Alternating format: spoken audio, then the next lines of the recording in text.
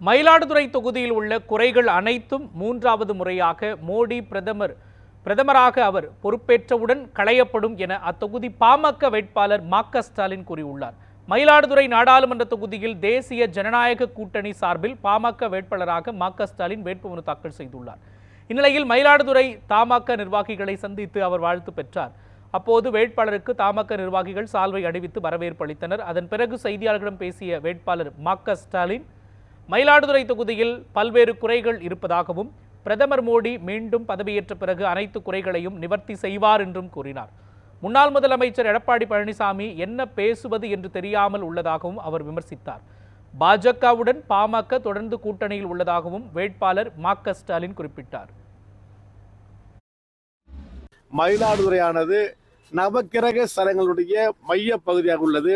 இந்த மைய பகுதியில் பல்வேறு குறைகள் எல்லாம் உள்ளது. குறிப்பாக பிரதமர் நரேந்திர மோடி அவர்கள் கும்பகோணத்திலே 110 கோடி ரூபாய்க்கு ரயில்வே திட்டங்களை கொண்டு வந்துள்ளார்.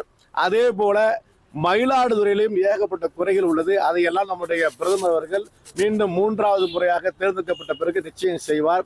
அதே போல இந்த மயிலாடுதுறையில் பாதாள சாக்கடை திட்டம் பல ஆண்டுகளாக நிறைவேற்றப்படாமல் அந்த பணியானது முழுமையாக செய்யப்படாமல் மிகவும் ஒரு கேவலமான நிலையில் உள்ளது.